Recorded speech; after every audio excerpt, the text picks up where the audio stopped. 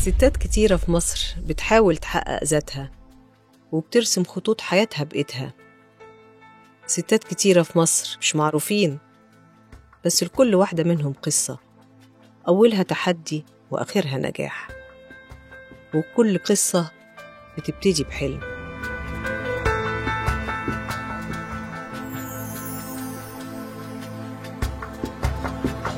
أنا كان عنديش مشكلة مادية في التمويل، أنا عندي مشكلة تسويقية.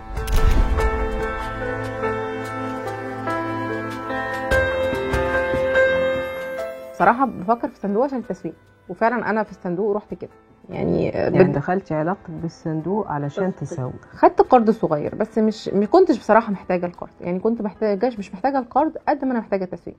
نزلت معاهم معارض، مش كل المعارض بنقدر نسوق فيها كل شغلنا، عشان احنا زبوننا احنا بنعمل حاجة هاند ميد أو حاجة فيها شوية فن.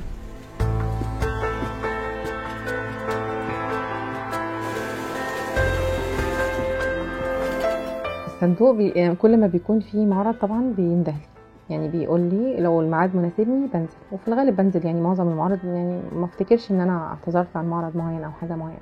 اشتركت في حوالي يمكن اكتر من 10 معارض. بشتغل من بيتي بقالي 5 أو 7 سنين. مش بشتغل على كم انتاج، لا بشتغل على الكيفيه.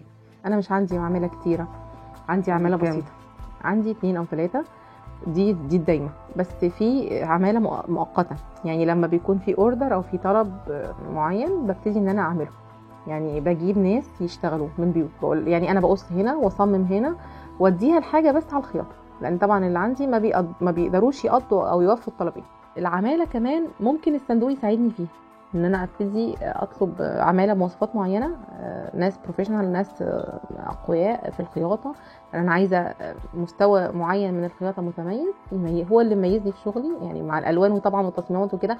بس لما بندي حد ما بيعرفش يخيط بيبوظ الشغل، فابتدي ان هو يدعمني في ده او يساعدني في ده. يعني ان شاء الله بدور على الترخيص، على اني اعمل تراخيص، اخد مكان دايم وابتدي ان انا اعمل تراخيص او منشاه يعني ليها تراخيص، ليها ورق بقى وحاجات رسميه وحاجات كده، هو بحيث استفاد من الصندوق في الفرصه التصديريه، ان انا عايزه اصدر شغلي يطلع بره. الواحد بيفكر بقى دلوقتي، ما دام هو عنده ميزه تنافسيه وعنده حاجه يقدمها للناس جديده بتميزه في السوق عن غيره، ليه ما يكونش ان انا بشغل ناس، بفتح عماله وبكسب؟ يعني انا الناس بتكسب من ورايا وانا كمان بيخش لي دخل. المشروعات الناجحه مش بالضروره محتاجه مكان ولا موارد ولا حتى عماله كتيره. الافكار المبتكره ممكن تطلع من اي مكان وتتنفذ باقل التكاليف. الفكره ابتدت معايا من راجل صياد بسيط.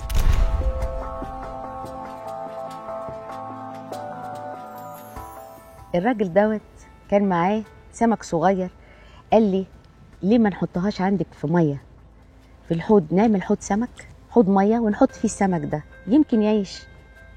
فقلت ليه لا، ابتديت معاه، حطينا شويه السمك في شويه الميه، عاشت. قعدنا كل سنه كل شهر نشوف ايه اللي هيحصل. بعد سنه طلع 3 4 مرات اكتر من المره الاولانيه. لقيت ان الموضوع ده فيه انتاج. طيب ما نشوف العلم. ابتديت احضر مؤتمرات، معارض، اشوف، افتح اللابتوب اشوف الدنيا فيها ايه. لقيت في حاجه اسمها تكنولوجيا. طب ليه ما نعملش التكنولوجيا دي، ننقل التكنولوجيا عندنا؟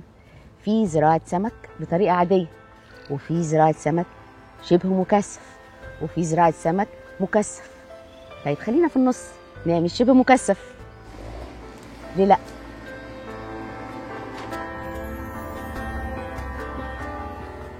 النجاح حلو. ابتديت انقل اللي طلع من الانتاج بتاعي، حطيته في حوض تاني، الفلوس بتاعته، عملت حوض تاني، حوض تالت، حوض رابع.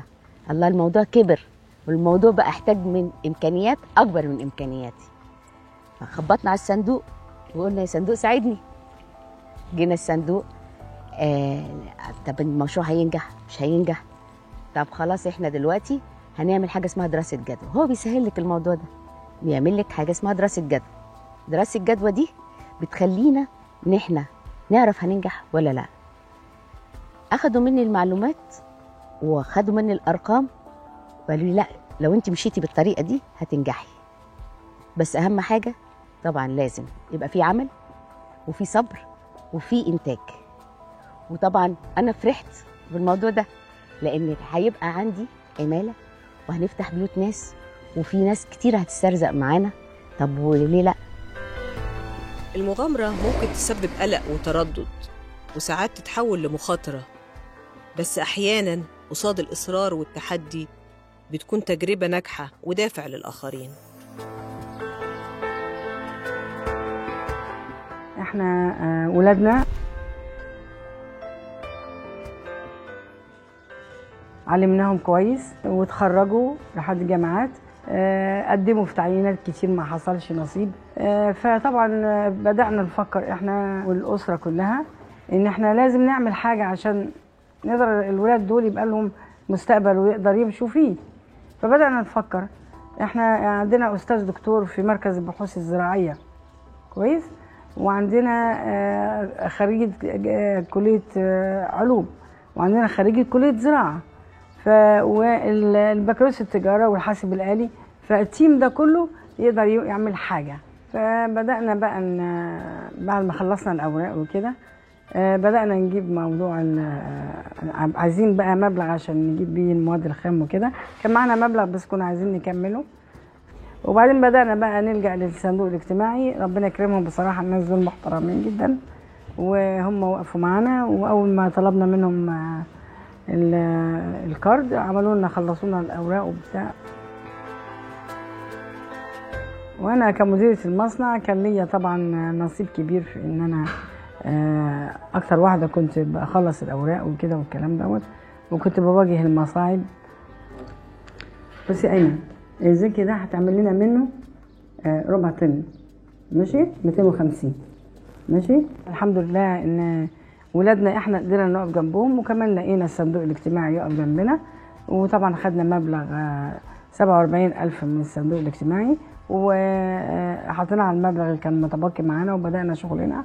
وبعدين لما طلعنا الشغل بتاعنا الأسمدة وكده، لقينا ان الأسمدة بتاعتنا ناس كتير جربتها وقالت لنا ان هي كويسه جدا وممتازه، وبداوا يطلبوا مننا طلبيات تانية. فانا بتمنى بصراحه من الصندوق الاجتماعي ان يساعدنا ان احنا ناخد الكارد التاني ده ويسهل لنا الامور فيه شويه، لان احنا فعلا محتاجين نجيب مواد ونوسع نفسنا شويه. وطبعا احنا لما نتوسع في مشروع زي دوت، يعني احنا اولادنا شباب واشتغلوا، كمان في الميزه في ان هم اولادنا اشتغلوا ان هم شغلوا ناس كمان معاهم، يعني في عمال هي تشتغل، فتحنا بيوت، واحنا كمان مستوانا بقى كويس احسن من الاول الحمد لله. وبنتمنى ان احنا نتوسع اكتر واكتر عشان هنزود كمان عمال اكتر، وبرضك نشغل ناس وهي ارزاق، وبرضك هنوسع المنتجات بتاعتنا، وان شاء الله نشيل شويه من استيراد مصر من الاسمده. علاقتنا مع كل اللي بيتعاملوا معانا ما بتنتهيش بقرض اللي بياخدوه، ده بالعكس بيكون بداية لعلاقة طويلة معاهم، بنتابع فيها مشروعاتهم، بنحاول نحل مشاكلهم، بنساعدهم في التمويل والتدريب والتسويق، يعني بنمشي معاهم المشوار كله.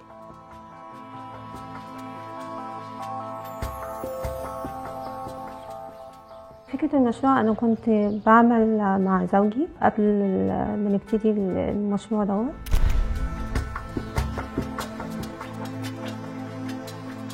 في شركة في نفس المجال، ففكرنا إن احنا نعمل نشاط خاص بينا، وفي نفس الوقت يعني الإمكانيات عندنا ما كانتش مساعدة إن احنا نبتدي المشروع دوت.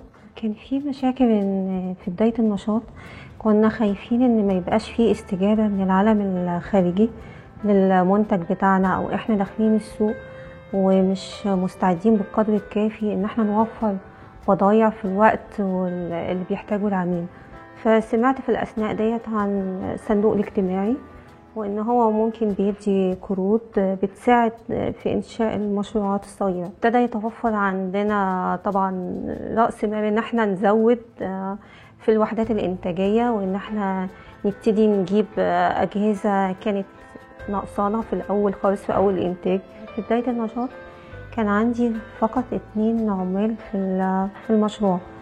فالحمد لله مع زيادة الإنتاج ومع التوسع ابتدينا نزود عمال وموظفين أكتر. وصل عدد العمال عندنا ل20 عامل. الصندوق بصراحة ما بيسيبناش، بيتابع على طول معانا في كل الأوقات، بيتصلوا بيا مدامها الشغل عامل معاكي ايه، الأمور ماشية كويسة. ودوني دورات كتيرة في مجال المبيعات ومجال الاتصالات. والله هي يعني اعتبر انا هنا غيرت افكار الناس صراحه، يعني هم كلهم هنا فخورين بيا في البلد هنا وفي المنطقه حوالينا. يعني ابتدوا يحسوا انه في ست ابتدت تتحرك زي اي راجل. ما كنتش اتخيل ان انا ممكن اوصل للصوره الحمد لله ان انا بقيت عليها دلوقتي. يعني هو مشروع حلم، ومعانا هو حلم المشروع.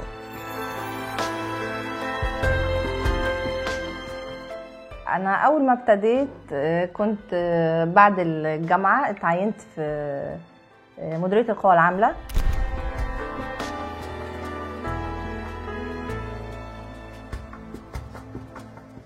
باحثة بمديرية القوى العاملة. قعدت في مديرية القوى العاملة حوالي 10 سنين أو 11 سنة. بعدين حسيت ان مش ده طموحي، ابتديت افكر في مشروع، وكان ابتدى الصندوق الاجتماعي يعمل خطوات ايجابيه جدا في المنيا، وسمعت عنه فرحت واتقابلت معاهم، وبصراحه كانوا ايجابيين معايا جدا وساعدوني كتير على اني افهم طبيعه القروض اللي بتتقدم من الصندوق وازاي اقدر اخد منها قرض واستفيد بيه. ابتديت اتعرف على السوق حواليا، احتياجه ايه وطلباته ايه، وابتديت اعمل دراسة السوق، وحسيت ان المكان مؤهل جدا لانه يكون مركز كمبيوتر علشان وجود مجمع المحاكم.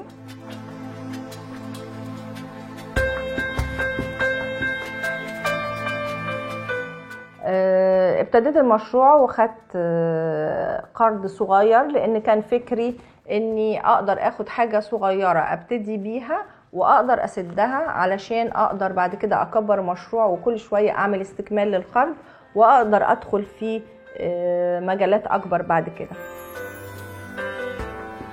في بحري وقبلي افكار ومشروعات كتيره وراها ستات جاده عندها طموح ملوش حدود. فكره المشروع بتاعي جت من اني كنت عايزه اعمل بيت شكله مصري.